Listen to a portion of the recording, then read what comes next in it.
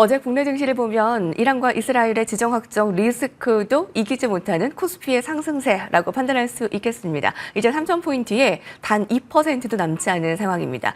오늘도 찍을 수 있는 거고요. 자, 오늘 코르가 8%의 급등이네요. EWI, 야간 선물 모두 다 플러스권으로 자, 오늘 코스피의 상승세 3,000포인트를 찍는 날이 될까 한번 기대해 보시기 바랍니다. 글로벌 전략가들 유니스토리 자산운용 김장열 투자전략본부장께서 나오셨습니다. 안녕하십니까? 네, 안녕하십니까? 네, 중동 전쟁 확전 위기가 조금 잠재워진 것 같은데 월스트리트 저널에서 이란, 이스라엘과 미국의 휴전 협상 희망을 신호를 보냈다라는 보도를 전했습니다. 좀 어떻게 보셨는지 궁금하고요. 이번 주 일정도 좀 간단히 함께 살펴주시죠. 네, 일단 이란의 입장에서는 선택의 여지가 없었다.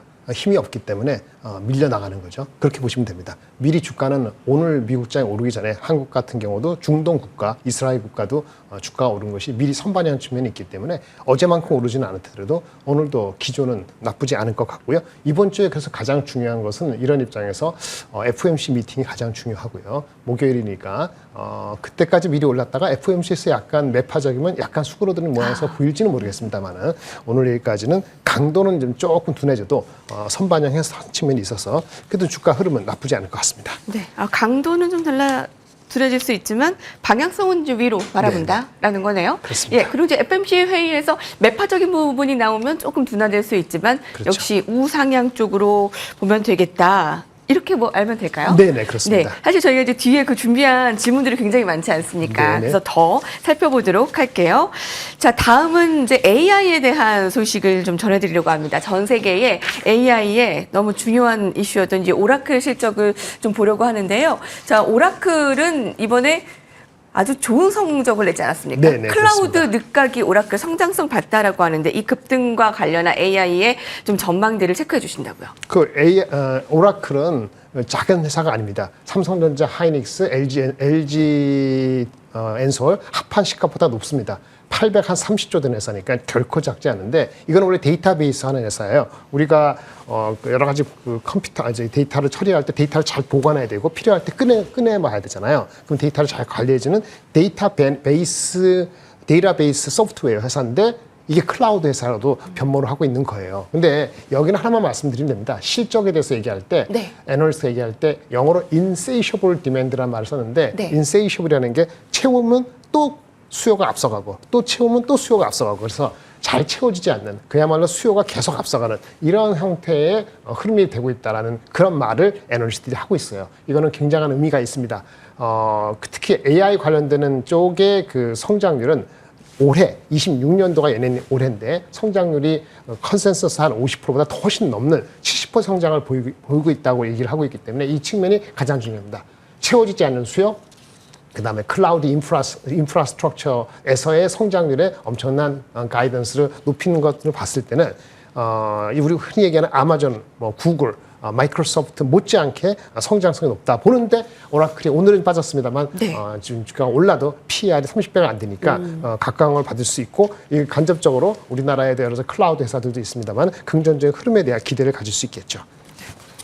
이번에 실적 발표를 통해서 오라클이 아마존, 이 구글, 마이크로소프트에 못지않는 이 클라우드의 성장세를 더 보여줄 것이다라는 긍정적인 이야기를 하는 이유가 있을 겁니다. 네, 나중에 아마 이것이 좀 상기되는 날이 있을 것 같고요. 자, AI의 3대 강국, 정말 이재명 대통령의 대통령실 초대 AI 수석 하정우 네이버 클라우드 AI 혁신센터장이 발탁이 됐는데 어제 AI주들이 아주 좋은 성적을 냈죠. 이 네이버의 AI 선행기술 연구 등을 총괄해온 민간 전문가라고 하는데 앞으로 AI 소프트웨어 축보가 더 이어질까라는 부분을 어떻게 예상하세요? 일단은 기본적으로 20년 전에도 김대중 정부 시작할 때는 그 당시 인터넷이었죠. 인터넷의 대중화를 하기 위해서 국가 주도로 여러 가지 정책을 한 게 기억나는데 짧아서 그 얘기 다 말씀드리지 못하겠습니다. 그 당시도 100만 개의 일자리를 하기 위해서 인터넷 공급화 어떻게 한다는 정부 주도에서 엄청나게 한 2, 3년 사이에 우리가 후발 국가에서 선두 국가로 올라온 계기가 정부 주도의 푸시였습니다. 이번에도 다소 우리가 뒤처진 면이 없지 않아 있는데 정부가 예상한 세 가지죠. 100조. 5년간에 100조 투자한다는 건데 이건 상징적인 의미가 되는 거고 그 다음에 그걸 드라이브 하려면 공공이라든지 그런 어떤 기관에서의 채택률이 높아야 되는데 공공기관에서의 채택률을 높이겠다. 지금 20 몇 프로밖에 안 되는데 90%까지 높이겠다는 것이 두 번째고, 이 모든 것은 뭐 교육도 시키고 뭐 클라우드에 투자도 하고 하는데 그걸 제대로 알고 드라이브하고 조율하는 사람이 필요한데, 지금 얘기한 어저께 그 선출된 이 수석이 그러한 적임자로 뽑힌 것 같습니다. 네. 이분이 뭐 국내에서도 뭐 논문 같은 경우도 50편 이상 했고, 기본적으로 써버린 국가주도의 AI에 대한 기본적인 그 주장을 해온 분이기 때문에, 그리고 지난 정부에서도 여러 가지 정부 관련되는 디지털 플랫폼 정부위원회도 2년간 근무한 적이 있기 때문에 교감을 하고 이끄는 데 있어서는 적임자라고 저기 알려지는 것 같아요. 그런 측면에는 정부 주도 AI 프로젝트에서 실질적으로 효과를 어차피 내야 되는데 그거 속도감을 높이지 않을까라는 기대감이 있는 것은 맞습니다. 그런 측면이 어저께도 좀 반영되지 않았을까 싶네요. 네, 실무적 정책 역량을 기대하는 목소리가 굉장히 크네요. AI에 이제 100조 원 투자 그 대선 공약을 어떻게 구체화 시킬지 지금 관심이 모아지는 상황입니다. 그럼 그 AI 쪽에 로봇은 좀 빠지나요? 지금 이제 실시간으로 좀 댓글이 와서 좀 드려도 될까요? 이런 질문을? 네. 로봇이라 하면은 사실은 그 민간 주도로 하는 게 사실은 더 많고요. 국가 주도 로봇 한다는 아마도 어떤 그 물류라든지 국가기관의 어떤 그렇죠. 그런 생산성의 제조업 현장에 로봇을 투입하는 걸 말하는데, 아직 로봇의 레벨 자체가 미국에서 이제는 뭐 옵티머스 시작한다는 거잖아요. 1000대 정도로. 그러니까 한국에서 그거를 드라이브를 우선순위로 하기에는 조금 우리가 준비가 좀 덜 돼 있다. 이렇게 생각이 들기 때문에 상대적으로는 조금 뒤져 있다고 보고요.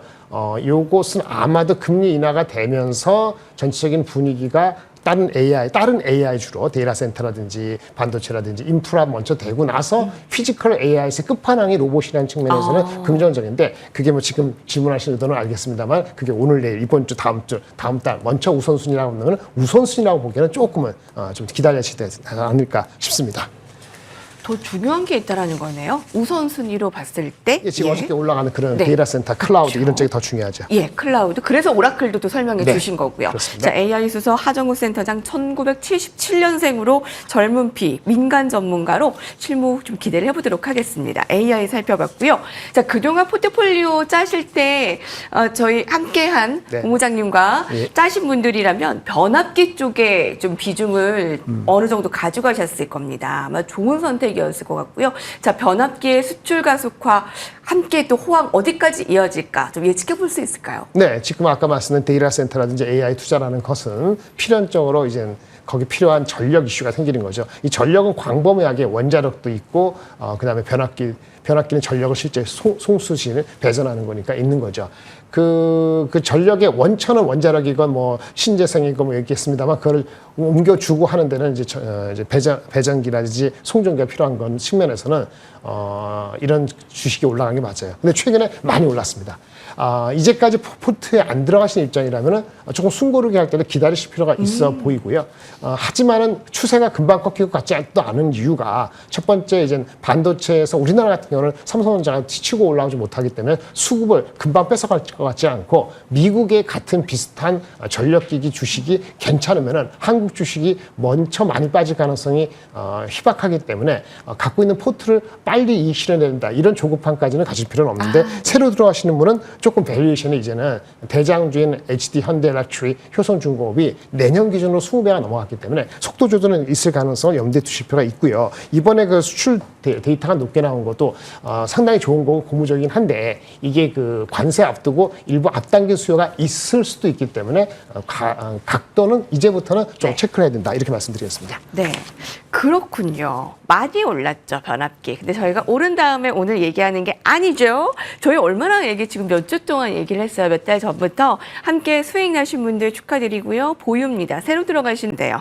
자, 저가의 동침 그 AI, 오픈 AI와 구글 협력 클라우드 서비스 계획을 체결했는데 주목할 포인트 보면서 전략까지 세워주시죠. 네, 아까 앞전에 오라클 말씀드렸는데, 오라클의 데이터 센터가 누구랑 하는 거냐면 원래는 오픈 AI, 오라클 소프트뱅크가 스타게이트라고 시작한 것이 올해 초였습니다. 그리고 아직까지는 오픈 AI는 누구의 지배를 받고 있죠? 그러니까 마이크로소프트가 친했죠. 근데 마이크로소프트하고 결별 수순으로 들어가고 있는데, 아직까지 마이크로소프트 하고 있는데 워낙 수요가 많다 보니까 당장에 이제 클라우드를 어디서 받아와야 되는데 구글한테 손을 내민 거예요. 구글 입장에서는 거기에 대한 자기네 고객을 확보하는 측면에서 오픈AI가 손을 잡았던 측면이 뭐냐? 한마디로 클라우드 데이터 센터에 대한 수요가 지금 넘쳐난다. 이것이 핵심입니다. 이렇게 말씀을 드리면 되겠고요. 네. 포트는 하이닉스, 변압기, 조선 이거 중심이고 아마 방사는 좀 지나면은 조금 이제 이 실현을 들어가도 괜찮은 이런 정도로 보시고 장은 오늘 뭐 3천 가기는 쉽지 않겠습니다만 흐름 자체는 다음 주 이번 주 말에 그 관세 상호 관세 보편 관세가 어떻게 되느냐 품목 관세 여기에 따라서 안착 여부 아니면 2,900에서 해서 어떤 스트럭을 할 가능성이 있기 때문에 조금은 숨고르기가 필요한 시기라고 말씀을 드리겠습니다. 네, 방산 이익 실현 주셨고요. 하이닉스 변압기 조선 김장일 본부장님의 포인트 알아봤습니다. 오늘 말씀 감사합니다. 네, 감사합니다.